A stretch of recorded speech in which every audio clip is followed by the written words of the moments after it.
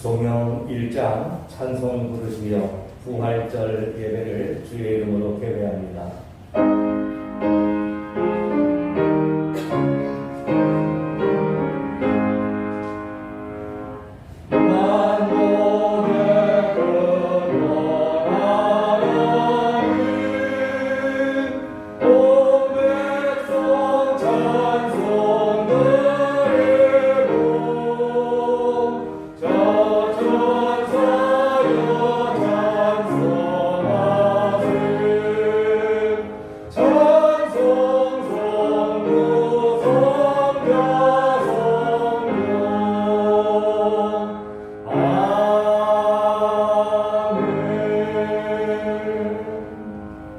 성시교도 교동문 134번입니다.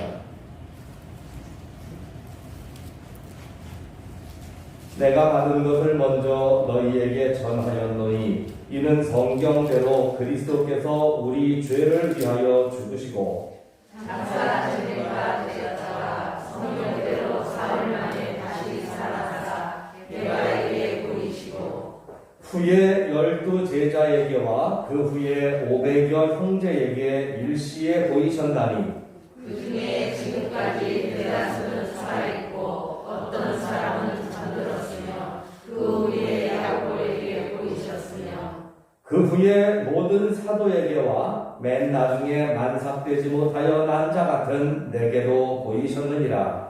그리스도께서 만일 다시 살아나지 못하셨으면 우리가 전파하는 것도 헛것이요 또 너희 믿음도 헛것이며 만일 그리스도 안에서 우리가 바라는 것이 다만 이 세상의 삶뿐이면 모든 사람 가운데 우리가 더욱 불쌍한 자이리라. 그러나 이제 그리스도께서 죽은 자 가운데서 다시 살아나사 잠자는 자들의 첫 열매가 되셨도다. 아멘. 사도신경으로 신앙 고백하시겠습니다. 전능하사 천지를 만드신 하나님 아버지를 내가 믿사오며 그 외아들 우리 주 예수 그리스도를 믿사오니 이는 성경으로 잉태하사 동정녀 마리아에게 나시고 본디오 빌라도에게 고난을 받으사 십자가에 못 박혀 죽으시고 장사한 지 사흘 만에 죽은 자 가운데서 다시 살아나시며 하늘에 오르사 전능하신 하나님 우편에 앉아 계시다가 저리로서 산 자와 죽은 자를 심판하러 오시리라. 성령을 믿사오며 거룩한 공회와 성도가 서로 교통하는 것과 죄를 사하여 주시는 것과 몸이 다시 사는 것과 영원히 사는 것을 믿사옵나이다. 아멘. 찬송가 161장입니다.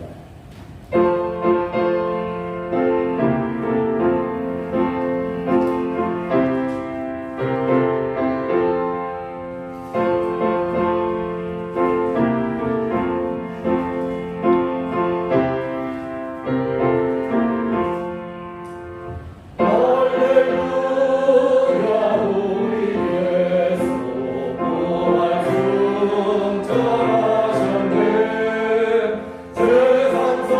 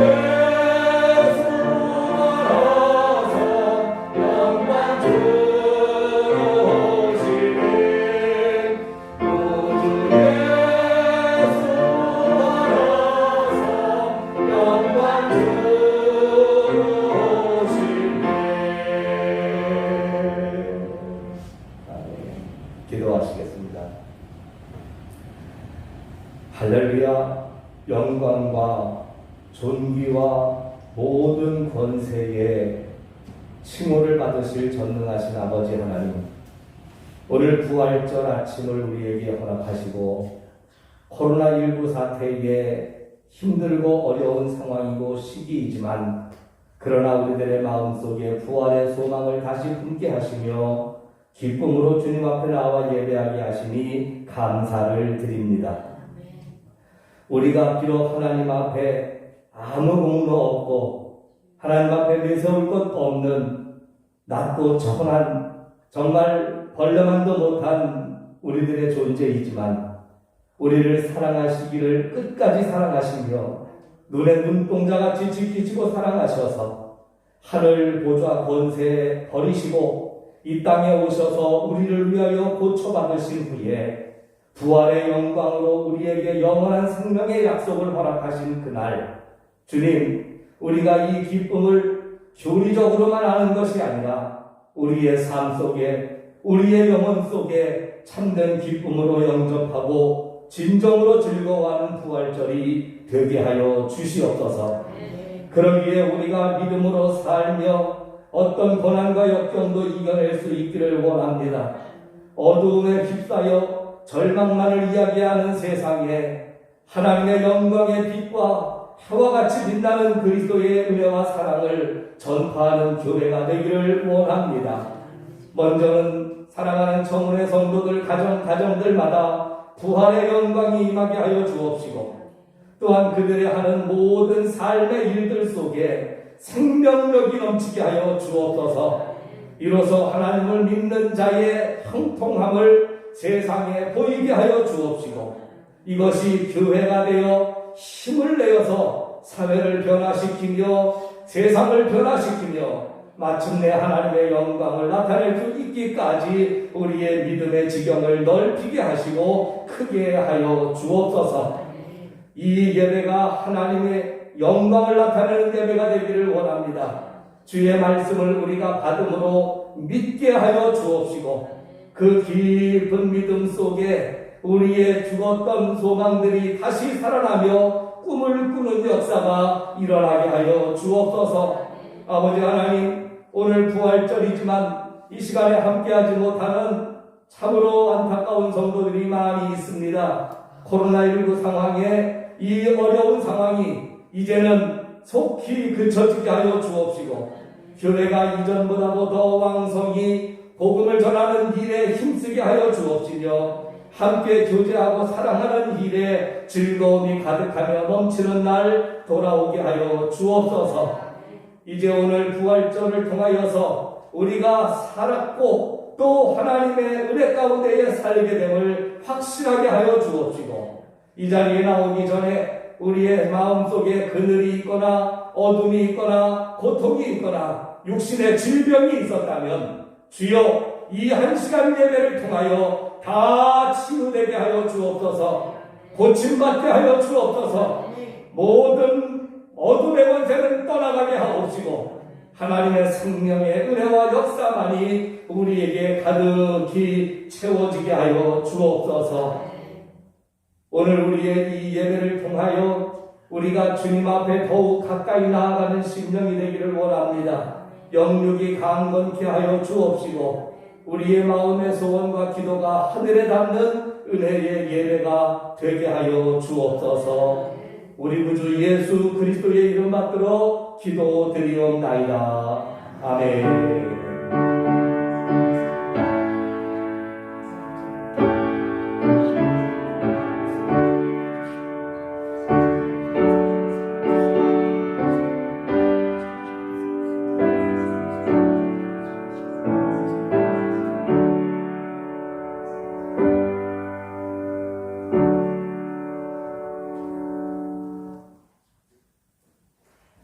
부활절에 주시는 하나님의 말씀은 에베소서 2장 1절로 10절까지 말씀입니다.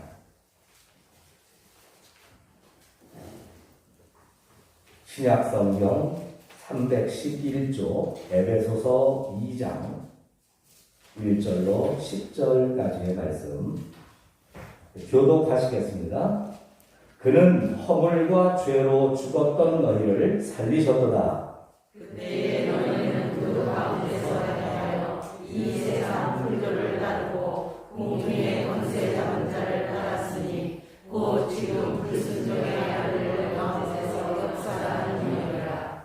전에는 우리도 다 그 가운데서 우리 육체의 욕심을 따라 지내며 육체와 마음에 원하는 것을 하여 다른 이들과 같이 본질상 진노의 자녀이었더니 긍휼히 풍성하신 하나님이 우리를 사랑하신 그 모든 사랑을 인하여 허물로 죽은 우리를 그리스도와 함께 살리셨고 너희는 은혜로 구원을 받은 것이라.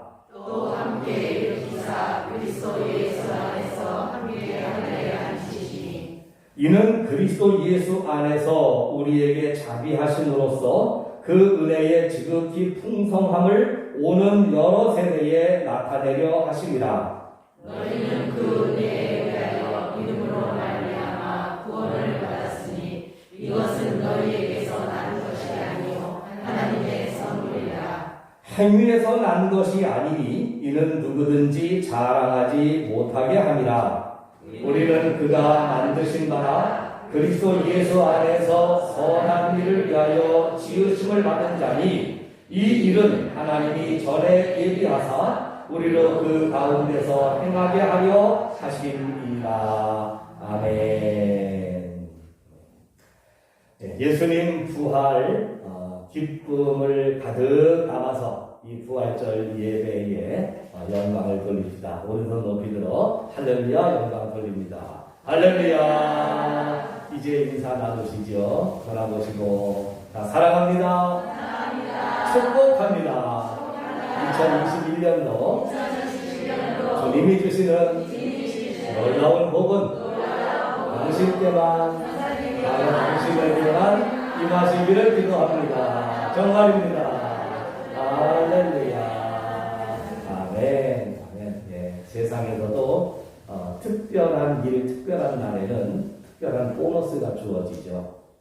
오늘 부활절은 아마 우리는 별로 잘 그 마음에 감동이 적을지 몰라도 이 부활절은 하나님으로서는 굉장히 특별한 하나님이 우리 사람과 같은 모습이라고 한다면 아마 가슴이 막 두근두근 뛰시는 그런 날일 줄로 압니다. 오늘 하나님이 뛰는 가슴만큼 말씀 후에 저와 여러분의 가슴도 그렇게 기쁨으로 좀 두근두근 뛰는 날이 되기를 원하는데 하나님이 기뻐하시는 특별한 날 부활절이기 때문에 오늘 우리가 나눈 인사에는 하나님께서 아마 곱하기 1000 해가지고 그 인사에 더 풍성한 복과 은혜를 우리 모두에게 베푸시고 나누어 주실 줄로 믿습니다.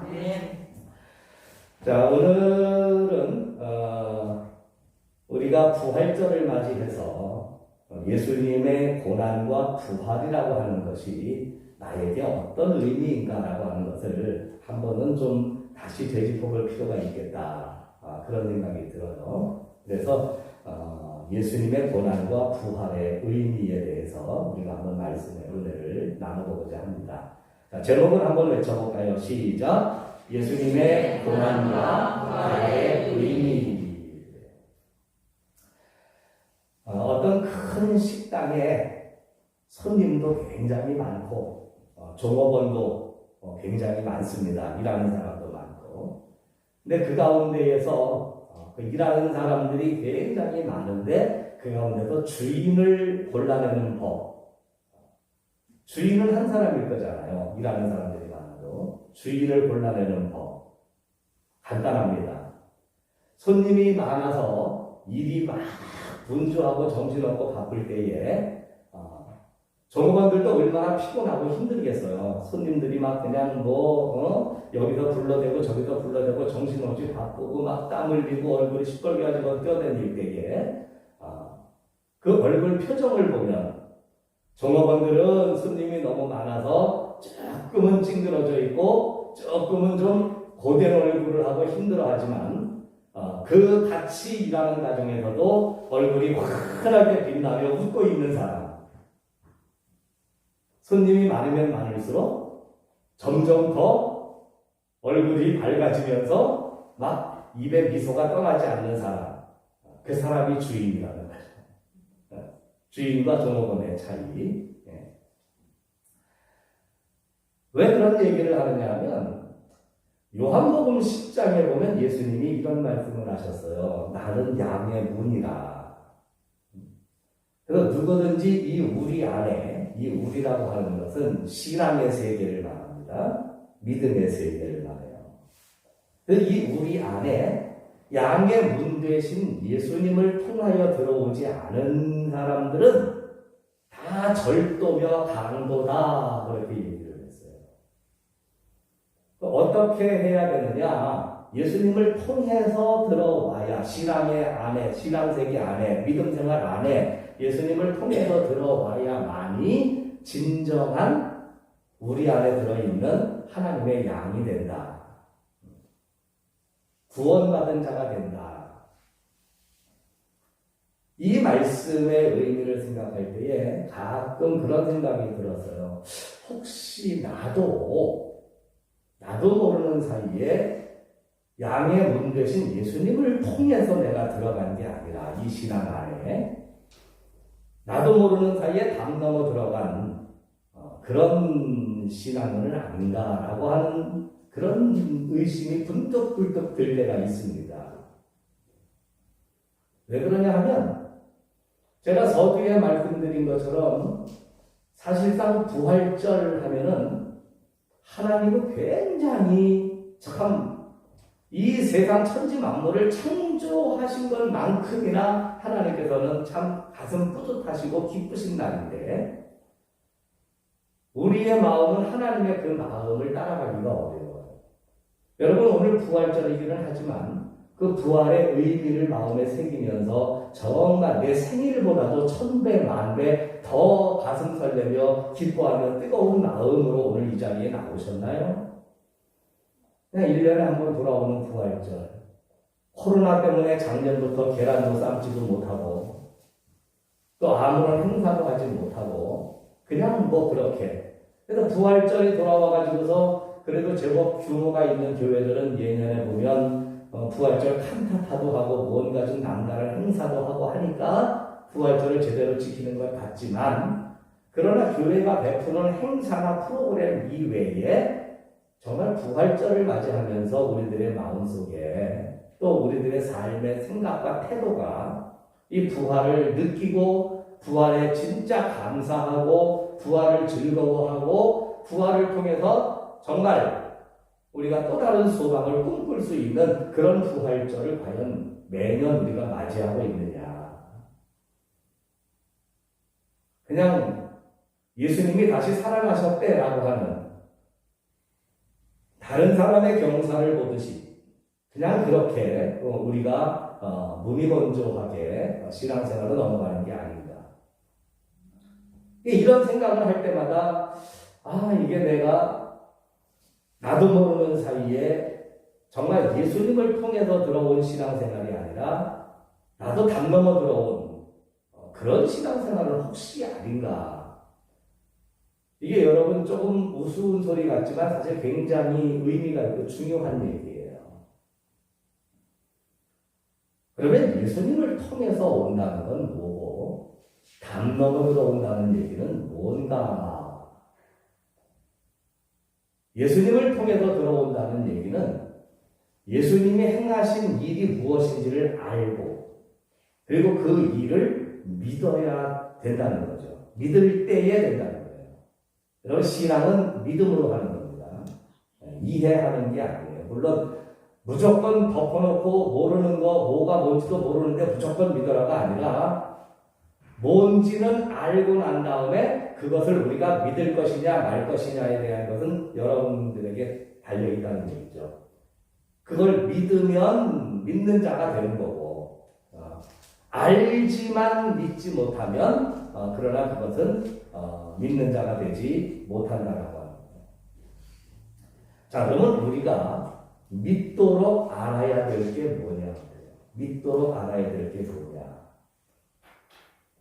예수님이 이 땅에 오신 것은 두 가지 이유입니다. 물론 궁극적인 것은 우리의 구원을 위하여, 우리를 구원하시기 위하여 오신 한 가지 목표이지만 그 한 가지 목표를 이루기 위해서 행하신 일은 두 가지예요. 첫째는 고난을 당하셨다는 것. 그리고 두 번째는 부활하셨다는 것. 고난을 당하셨다라고 하는 것. 그 고난은 세상 고난 가운데에 제일 큰 고난이 어떤 고난이냐면 두말할 것도 없이 죽음이에요. 그죠? 예. 죽음보다 어떤 사람이 막 그냥 죽을 고생을 했어. 막 살면서 너무너무 많은 고생을 하고 죽을 생고생을 해서 그 고생을 막 자랑해도 유독 자랑하지 못할 사람이 하나 있는데 뭐냐면 죽은 사람 앞에서 자랑을 못해요. 왜냐면 이 사람은 죽었으니까. 죽을까봐 죽을 만큼 고생을 했어도 죽은 거에는 밀리는 거죠. 예수님의 고난은 죽음의 고난이었습니다. 죽으셨잖아요. 십자가에 달려 돌아가셨잖아요. 그런데 예수님이 하나님이시라고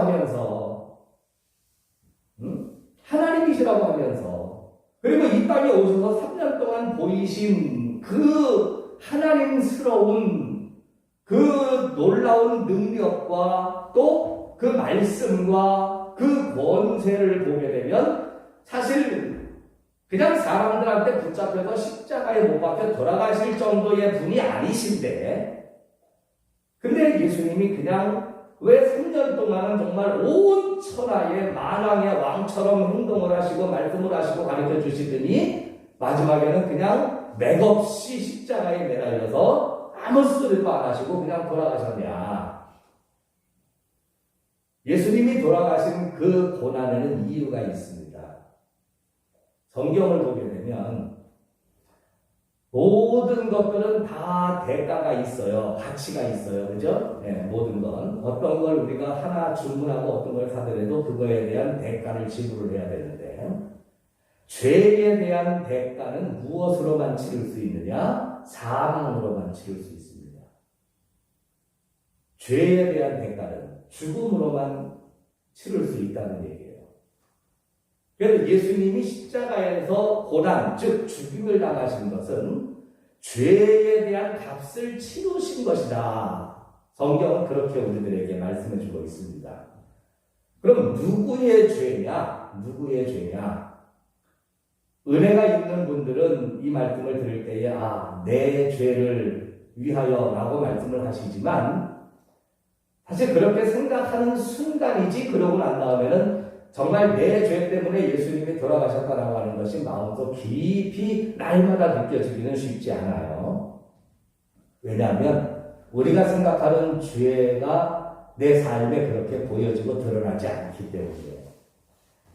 성경은 무슨 죄 때문에 예수님이 돌아가셨느냐 하면 세상 죄를 위하여 고초당하시고 돌아가셨다.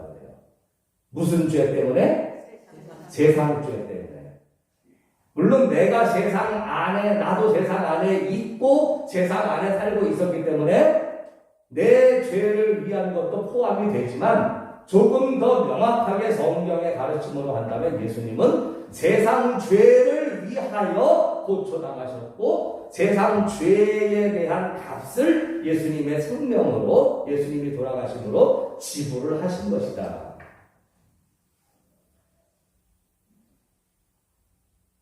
은혜를 받으라고 얘기할 때에 그렇게 얘기합니다. 예수님이 당신의 죄 때문에 돌아가셨습니다. 찌르는 말씀은 될 수 있지만 사실 그 말을 들을 때에 조금 찔리기는 해도 그 말씀이 크게 마음에 와닿지 않을 때가 많이 있어요. 왜냐하면 말씀드린 것처럼 내가 뭔 죄를 그렇게 지어서 아니 내가 죄를 졌으면 지금 재판받고 있고 감옥에 갔지, 나처럼 정말 법 없이 살 사람이 어디 있다고 해 자꾸 날 저러 죄인이라고 그러고 교회만 가면은 그냥 날 저러 자꾸 그냥 죄인이라고 그러고 회개하라고 그러고, 물론 내가 100% 다 똑바로 하면서 다 명확하게 공명정대하게 살아온 건 아니지만 세상에 그런 것도 실수 안 하는 사람이 있고, 그 다음에 내 새끼 먹이려고 말이야 남의 새끼 거 조금 뺏어갖고 준 거 그런 것 정도인데 뭘 그걸 가지고 그렇게 나를 죄인이라고 닥달을 하고 왜 그래? 우리 스스로가 그 죄라고 하는 것에 대해서 크게 느끼지를 못하고, 지금 여러분들이 감옥에 가서 예배 드리는 게 아니라 멀쩡하게 자유인의 신분으로 이렇게 교회에 와서 예배를 드리니까 죄인이라고 하는 말이 크게 마음속에 와서 부딪히지를 않는다는 얘기예요. 어쩌면 성경에서 자꾸 우리나라 성경에서 우리를 죄인이다고, 죄라고 하는 말을 성경이 자꾸 쓰는데 그것도 사실은 굉장히 좀 부담스럽게 느껴질 때가 있습니다. 근데 성경에서 이야기하는 우리나라 말로 죄라고 번역된 걸 조금 다른 의미로 좀 번역을 할 수 있었으면 참 좋겠다고 하는 생각이 드는 게, 성경이 말하는 죄와 우리가 생각하는 죄는 달라요. 아니, 다르다고 완전히 다르다고 말씀드릴 수는 없지만 어쨌든 그 정도나 또는 그 의미가 상당히 좀 거리가 있음을 볼 수가 있어요. 우리가 생각하는 죄는 뭡니까? 일단 나쁜 거, 그죠? 아주 못된 거.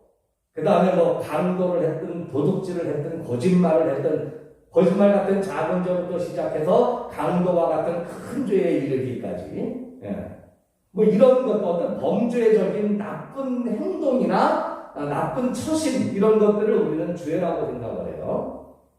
근데 성경에서는 이것들을 포함해서 사실은 죄의 범위가 달라요. 하나님 말씀 속에서 말하는 죄는요, 여러분 들어보신 적 있을 거예요. 헬라어 원어로 말하면 하마로티아라고 하는 말인데, 하마로티아라고 하는 말은 그 의미가 뭐냐면 관역을 벗어난 화살이라는 뜻이래요. 활 쏘는 사람이 관역에다 대고 화살을 탁 날렸는데 이 화살이 명사수가 되질 못해가지고 관역에 딱 제대로 꽂힌 게 아니라 관역을 벗어나서 엉뚱한 데로 퓨 날아간 이 화살, 그 화살을 하마로티아라고 말하고, 이 하마로티아를 성경은 우리나라 말로는 죄라고 번역을 한 거예요. 그러니까 성경이 말하는 죄는 관역에서 빗나간 화살과 같은 것이 죄다. 그럼 여기서 관역이 뭐냐? 화살이 꽂혀야 될 관역이 바로 하나님이에요. 우리 삶의 방향이 하나님께로 향하고 우리 삶의 목적이 하나님께 있고 우리가 하나님을 향하여 나아갈 때에 그건 죄가 아니에요. 근데 자꾸 하나님을 빗나가, 하나님을 벗어나, 하나님으로부터 반대 방향으로 가든지 하나님이 계신 곳과 다른 방향으로 가려고 하는 거예요. 그러니까 하나님이 원하시는 대로 가고 하나님이 원하시는 대로 행하는 게 아니라 화살이 지 멋대로 지 가고 싶은 대로 가고 지 마음대로 흩어져 가는 거예요. 그래서 이사야서에 보면 예수님이 고초를 당하실 때 그 고초당하는 모습을 뭐라고 표현했냐면, 우리는 다 양 같아서 그릇 행하여 각기 제 길로 갔거늘. 이거 디스코 치는 거 아닙니다. 각기 제 길로 갔다. 다 양 같아서. 양이라는 동물이요, 성경에 참 예쁘게 나와서 굉장히 좋은 동물, 순한 동물인데, 이 양도 한 가지가 있어요. 뭐냐면 뿔딱지가 있대. 고집이 있단 말이에요. 양도 고집이 있대요. 그래서 주인이 마음에 안 들거나 또는 자기가 바라고 원하는 게 있으면 지 멋대로 행동하는 게 또 이 양의 특징 중에 하나라고 하네요. 이 양이. 이게 다 양 같아서 각기 제 길로 갔다. 하나님으로 향하여 가는 길이 딱 보면이 있는데도 불구하고 다 내 마음대로 내 멋대로 제 길로 갔다는 거예요. 각기 제 길로. 그래서 그것을 위해서 그 그릇된 잘못된 방향, 그것들을 모든 대가를 치르고 다시 하나님 쪽으로 향하도록 만들게 하기 위해서 예수님께서 고난을 당하셨다. 죄의 값을 치러주셨다. 우리가 그릇된 행동한 거에 대해서 대가를 치러야 되는데 죄의 싹은 사망이라고 로마서에 보면 분명히 나옵니다. 그죠? 로마서 2장에 보면 죄에 대한 대가는 사망이에요. 이 죄를 해결을 하려면 죽어야 되는 거예요. 그래서 옛날에는 이 유대인들이 하나님 앞에 제사를 드릴 때에 자기의 죄를 용서받기 위해서 내가 죽을 수는 없으니까 나 대신 하나님이 정해주신 대로 양을 잡든지 소를 잡든지 비둘기를 잡든지 생명을 대신 바침으로써 내 죄를 대속하여 사함을 받는 일이 유대교의 제사, 구약의 제사. 어쨌든 생명이 필요해요. 목숨이 필요해요.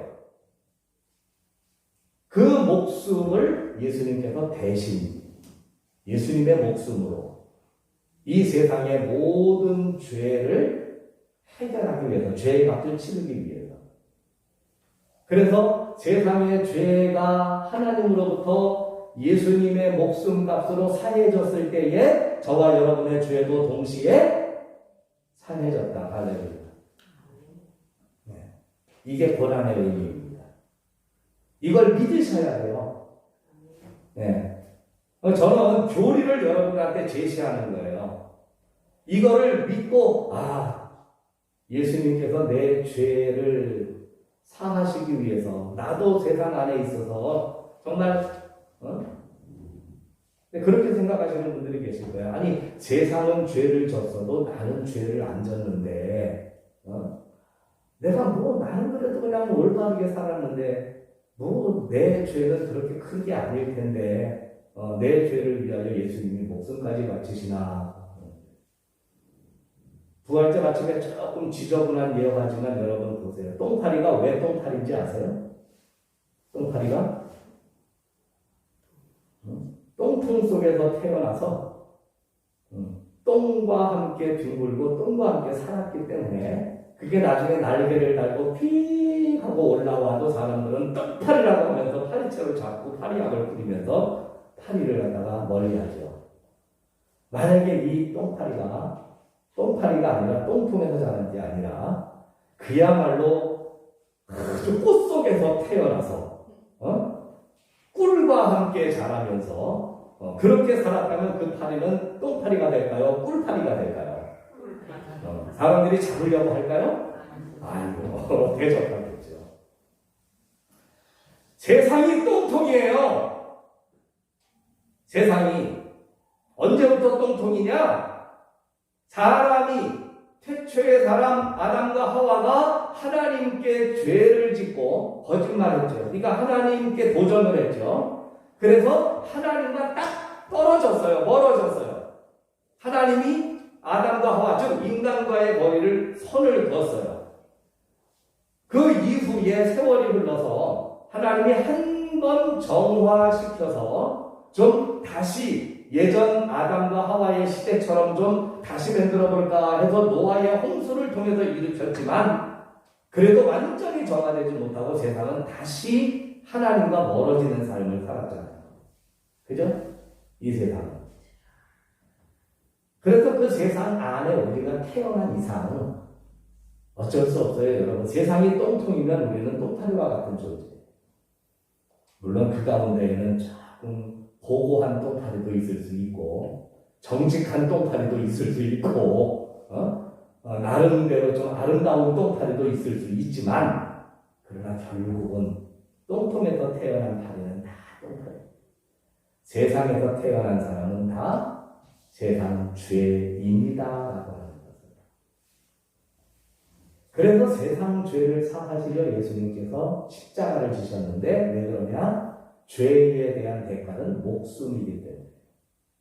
그래서 예수님이 십자가의 희생을 통해서 저와 여러분의 죄를 깨끗하게 흰 눈보다 더 희게 깨끗하게 되었네. 주의 보혈 흐르는데 믿고 뛰어나가 주의 은혜 내가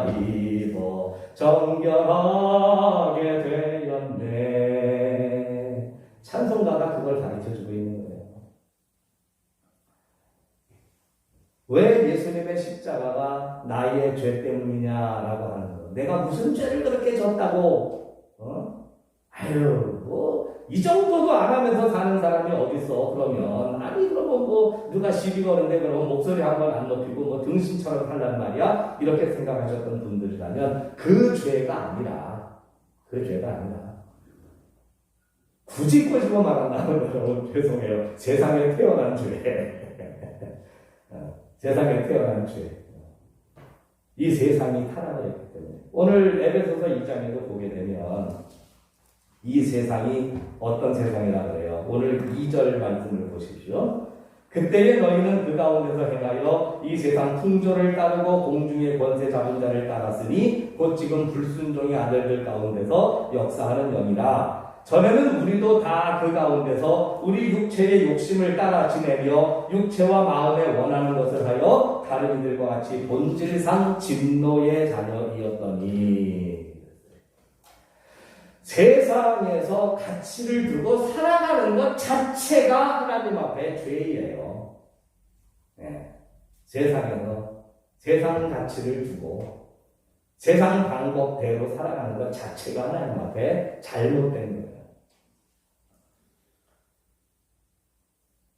그것을 위해서 예수님이 십자가를 지시고 고난을 당하시고 돌아가신 것을 믿습니다. 자, 그러면 죄의 값은 치렀는데 부활은 또 뭐냐? 부활은 그러면 아니 죄의 값을 치렀으면 됐지. 그러면 죄 문제가 해결됐으니까 그 다음부터는 우리에게 말씀을 하시든지 이래서 똑바로 살게끔 하면 되지. 3일 만에 부활하시는 것까지야 부활하시는 것까지야. 예수님이 치르신 대가가 말이에요. 예수님이 치르신 대가가 아무나 치를 수 있는 대가가 아니라고 하는 거예요. 만약에 죄의 값이 사망, 즉 죽음으로만 죄의 문제를 해결할 수 있다고 한다면 누구든지 죽는 것을 가지고 죽는 것만 가지고 그 값을 치를 수가 있다라고 말할 수 있을 거예요. 세상에 죽은 사람들이 얼마나 많아요. 또 어떤 사람들은 의인으로 죽는 사람들도 있죠. 그죠? 성경에도 보게 되면 의인으로 남을 위하여 죽는 자가 많지는 않지만 그러나 있어요. 그 사람들의 죽음으로다가 하나님께서 죽었으니 죽음으로 그 죄의 값을 대신 치렀으니 온 세상 인류는 아니라고 할지라도 적어도 10명의 값을 치러주거나 아니면 100명의 값을 치러주거나 이런 정도로 가치를 매겨줄 수도 있지 않겠습니까? 그렇게 해서 의를 위하여 죽는 사람들의 숫자가 많아지면서 구원받는 사람의 숫자가 많아지게 하는 이런 방법도 가능하다고 할 수 있잖아요. 물론 단변한 세상 죄를 치를 수 있는 만큼의 가치 있는 죽음이라는 것이 과연 세상에 얼마나 있을까 싶기는 하지만 말이에요. 하지만 예수님의 죽음은 세상 사람의 인생의 죽음과는 차원이 달라요. 왜? 예수님은 하나님이시기 때문에. 죽음으로다가 죄의 값을 치르셨지만 성경은 고린도서에 이렇게 얘기합니다. 하나님이 그를 다시 살리셨으니 이는 그가 사망에게 매여 있을 수 없음이니라. 자, 사망, 죽음이라고 하는 걸 다시 한번 생각해봐요. 죽음이라고 하는 것은 세상에서 가장 무서운 무기예요. 최후의 무기예요. 이 세상 어떤 사람도 죽음 앞에서는 꼼짝을 못해요. 딱 죽여놓으면 이 세상의 어떤 것도 그걸로 끝이에요. 그래서 이 죽음이라고 하는 무기는 세상의 권세를 잡은 마귀가 쓰는 무기 가운데에 가장 강력한 무기고 가장 정확한 무기고 가장 위력이 있는 무기예요. 틀림없어요. 그러나 그 무기가 하나님 앞에는 통하지 않는다라고 하는 것이 바로 성경의 가르침입니다. 마귀가 예수님을 육신을 입고 오셨다고 만만히 보고 예수님을 십자가에서 돌아가시게 만들었지만 그러나 보란 듯이 예수님이 부활하셨어요. 부활이란 곧 뭐냐면 죽음이 붙잡고 늘어져도 그 사망의 권세를, 죽음의 권세를 예수님이 능히 밟고 일어나셨다라고 하는 얘기죠. 쉽게 말하면 이 세상에서는 어떤 것도 하나님의 권세와 능력을 이길 수 있는 것이 없어요. 죽음도요, 심지어는. 이 세상의 그 어느 것도 하나님의 권세와 능력을 넘어설 수 있는 것이 없고 능가할 수 있는 것이 없고 비슷하게라도 따라갈 수 있는 것이 없어요. 부활이 그것을 증명하는 거예요. 마귀가 최후로 쓸 수 있는 자기의 가장 히든 카드로 사망이라고 하는 카드를 딱 내놨을 때 죽음 앞에서 그동안 이 세상에는 어떤 것들도 죽음 앞에서는 맥을 못 쳤어요. 감히 대항할 수 없었어요. 죽음이면 끝났고 죽음이면 게임은 끝난 거예요. 마귀의 승리예요. 그러나 예수님께서는 부활을 통해서 그 죽음이라는 마귀의 카드를 무용지물로 만들어 버리셨다. 그리고 약속하시는 거죠. 이제 예수님이 고난을 통하여 죄의 값을 대신 치렀다라고 하는 것을 믿고 하나님이 나를 사랑하셔서 내 죄값을 이제 깨끗하게 용서해 주시고 동안해 주셨다라고 하는 것을 믿는 사람들은 이렇게 살아가는 모든 날 동안 또 이후로 천국에 가서 가지라도 사망의 권세까지라도 이길 수 있는 하나님의 승리자의 삶을 동행하게 해줄 것이다. 부활의 삶의 기쁨을 하나님이 함께 누리게 할 것이다 라고 하는 약속이에요. 그래서 부활의 신앙이라고 하는 것은 이 세상의 어떤 고난도 믿음으로 이길 수 있다는 것을 믿는 믿음이에요. 부활의 신앙을 우리가 마음에 가졌다라고 하는 것은 부활은 죽었다가 다시 살아난다는 것을 말하는데 망한 것이 다시 일어난다라고 하는 것, 빼앗겼던 것들이 다시 회복된다라고 하는 것, 잃어버렸던 것들을 다시 찾을 수 있다라고 하는 것. 그래서 우리 그리스도인들은 부활의 신앙 그러면 그것이 곧 꿈과 희망의 신앙이 되는 줄로 믿습니다. 그래서 우리가 기도할 수 있는 거예요. 절망적인 상황에서도 일어날 수 있는 거예요. 극한 어려움 속에서도 우리는 죽음도 이기신 예수님이 우리의 삶을 이끄시고 우리와 동행하고 계신다는 것을 믿기에 부활의 신앙을 가진 사람은 아무리 절망적인 상황이 와도 넘어지지 않습니다. 쓰러지지 않습니다. 포기하지 않습니다. 실망하지 않습니다. 이게 부활을 통해서 예수님이 우리들에게 멋지게 보여주신 승리에 대한 약속이라고 하는 거예요. 제가 말씀드렸습니다. 몇 번 말씀드렸는데 오늘 저는 여러분들에게 교리를, 우리 기독교 교리를 지금 제시하고 있는 거예요. 고난이 무엇이며 죄가 무엇이며 나는 왜 죄인이었으며 이 죄는 어떻게 해결이 되었으며 그리고 예수님이 부활하신 것은 나에게 어떤 의미가 되는가라고 하는 것. 교리를 여태까지 제시해 드렸어요. 이제 여러분들이 선택해야 될 것은 뭐냐면 이것을 믿으시기를 바랍니다. 네. 오늘 에베소서에도 보게 되면 8절의 말씀을 한번 보실래요? 8절. 오늘 본문. 자, 한번 읽어봐요. 시작. 너희는 그 은혜에 의하여 믿음으로 말미암아 구원을 받았으니 이것은 너희에게서 난 것이 아니요 하나님의 선물이다. 아멘. 그 은혜에 의하여. 근데 은혜, 어떤 은혜? 예수님이 내 죄를 위하여 돌아가신 은혜. 그리고 부활의 영광을 우리들에게 비춰주신 은혜. 이 은혜에 의하여 무엇으로 말미암아? 믿음으로 말미암아.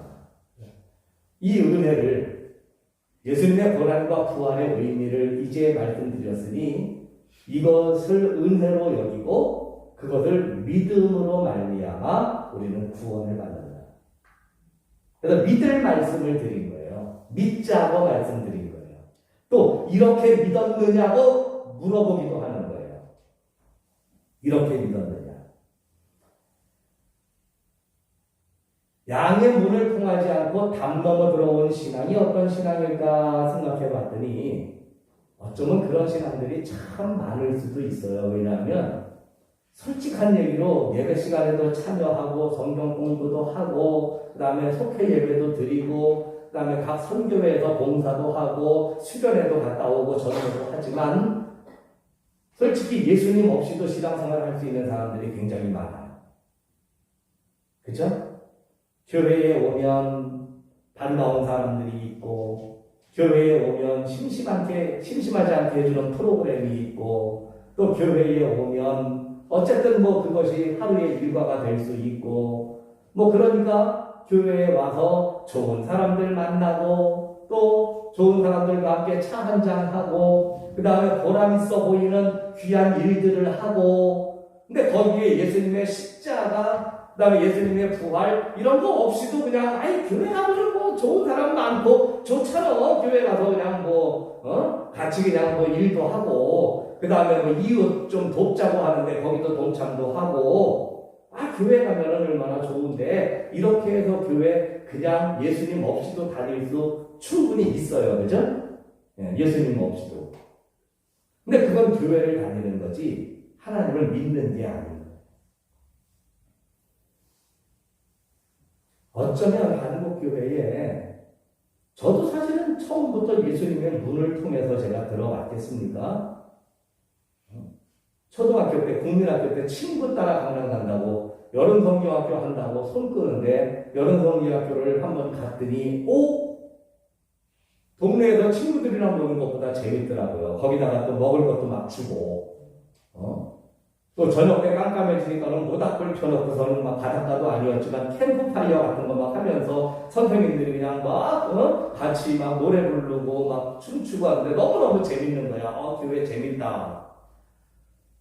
그리고 난 다음에 중학생이 돼갖고 중등부로 올라가는데 그때부터는 또 이제 뭐 누가 회장이 되느냐, 총무가 되느냐, 뭐 정치적으로 또 이제 뭐 이러면서 거기에 그냥 뭐 휩쓸려가지고서는 친구들이랑 또 이리저리 몰려다니고 어쩌고저쩌고 뭐 이렇게 하다 보니까 솔직히 예수님 없이도 교회가 재밌고 예수님 없이도 신앙생활 얼마든지 가능하고 어른들은 또 학생들 보면서 우리 학생들은 아주 대견하다고 막 괜히 두드려주고 칭찬해주고 막 교회 다닌다는 이유만 가지고도 막 칭찬해주고 막 동네에서 막 그냥 반듯한 아이라고 막 칭찬해주고 그러니까 예수님 없이도 얼마든지 교회 생활 가능하겠다. 예수님 안 계셔도 교회는 좋은 곳이고 좋은 사람 만나는 곳이고 재미있는 곳이고 일할 수 있는 곳이고 보람 있게 살 수 있는 곳이고 그래서 내가 담 넘어 들어왔는지를 몰라요, 사람들이. 예수님을 통해서 예수님의 고난을, 예수님의 부활을 내 마음속에 담고 내가 정말 고난주일에 내 죄를 위하여 정말 예수님께서 당신의 그 고귀한 생명을 나를 위하여 버리시는 그날을 기억하면서 미안하기도 하고 송구하기도 하고 죄송하기도 하고 그래서 고난을 조금이라도 좀 흉내내보자 이렇게 해서 금식하는 거 하고 그런 마음 없이 고난 주간은 금식하는 주간이네. 일주일 그냥 뭐 아침 금식하지 뭐 호호호호 하면서 그냥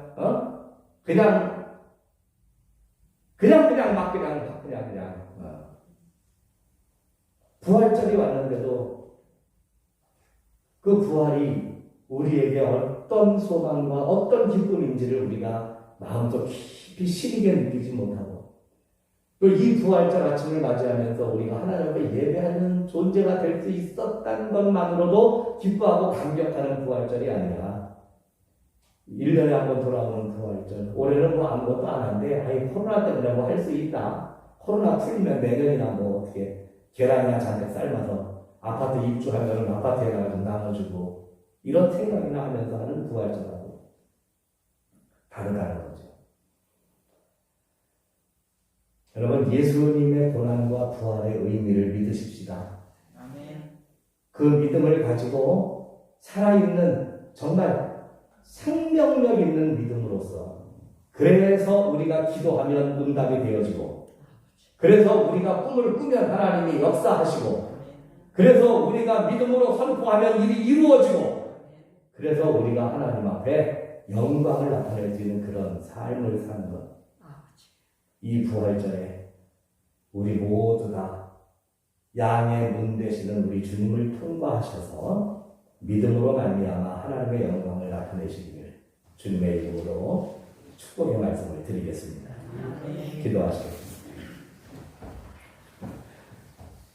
사랑의 주님, 십자가 고난 이기시고 부활하신 날, 우리가 그 부활을 믿음으로 말미암아 우리 주님의 문을 통하여 하나님의 나라로 믿음의 세계 안으로 들어온 하나님의 양들이기를 원합니다. 나를 사랑하신 것을 느낄 수 있는 영성이 있게 하여 주옵시고, 내 기도를 들으심을 확신하게 하여 주옵소서. 우리 또한 부끄럽지 않은 믿음의 삶으로 하나님의 이름을 높이게 하옵시고, 예수 그리스도의 그 크신 사랑과 은혜를 다시 한번 되새기고 기리며 이것을 전하며 살아가게 하여 주옵소서. 오직 믿음으로 말미암아 하나님의 영광을 드러내는 교회와 가정과 우리 자신이 되게 하여 주시옵소서. 예수님의 이름으로 기도드립니다. 아멘. 봉헌 찬송을 부르시면서 드려진 예물을 봉헌합니다.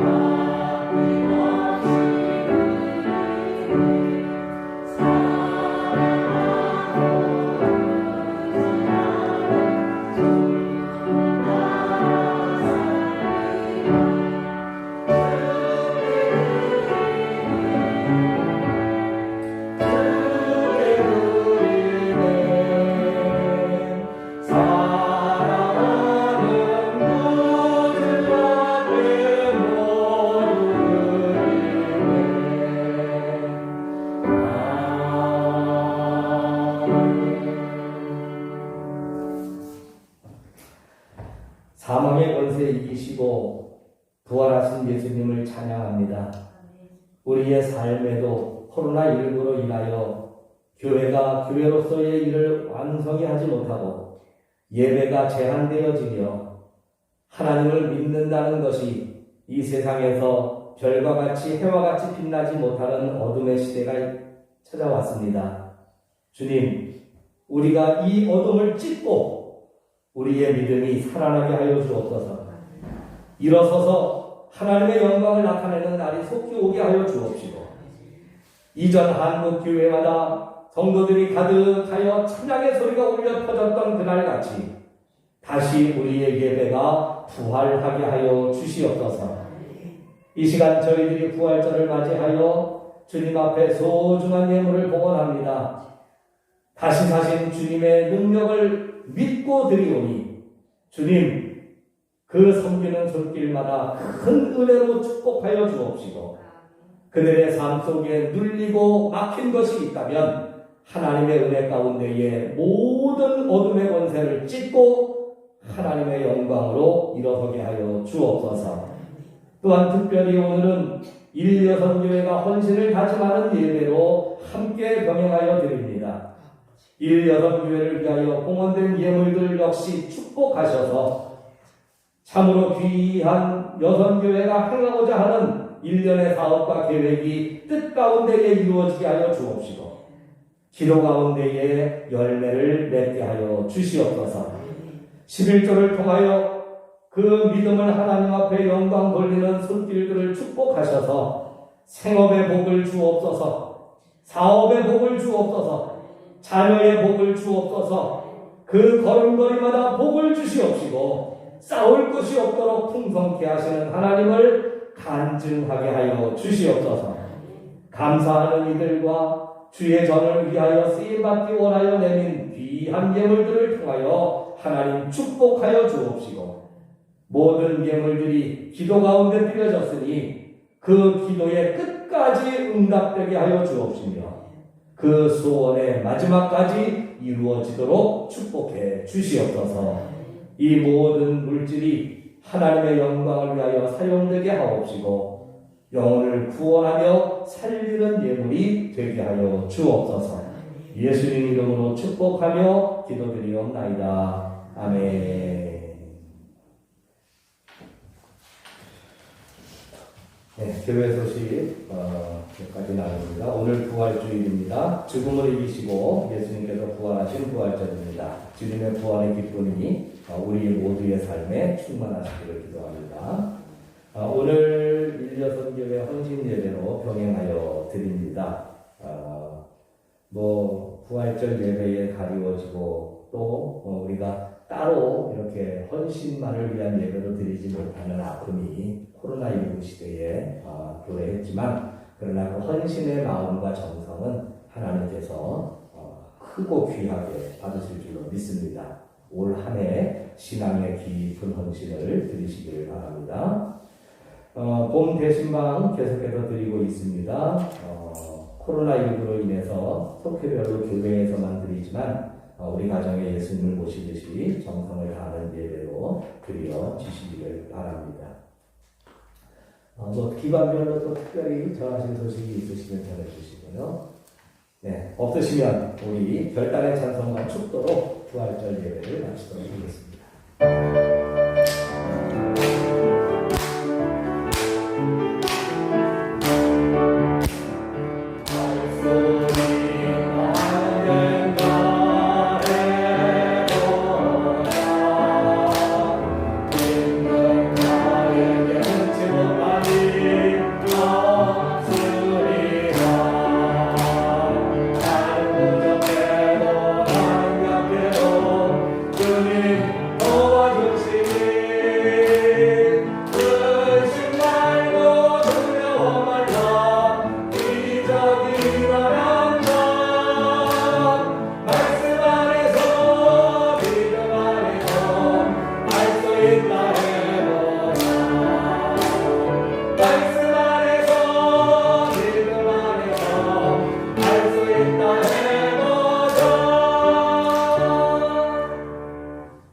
이제는 우리 구주 예수 그리스도의 구속의 은혜와 하나님 아버지의 끝없는 사랑하심과 성령님의 늘 동행하시며 지켜주시는 귀한 은총 베푸심이 부활의 아침 예수 그리스도의 부활과 함께 우리의 믿음도 살아나고 우리의 기도도 살아나고 우리의 영성도 살아나며 생명의 기쁨으로 하나님께 더욱 가까이 나아가며 정확히 하나님을 향하여 나아가기를 원하여 머리 숙인 사랑하는 청운의 온 교우들 머리머리 위에 이제로부터 영원토록 함께하여 주시옵기를 간절히 축원하옵나이다. 아멘.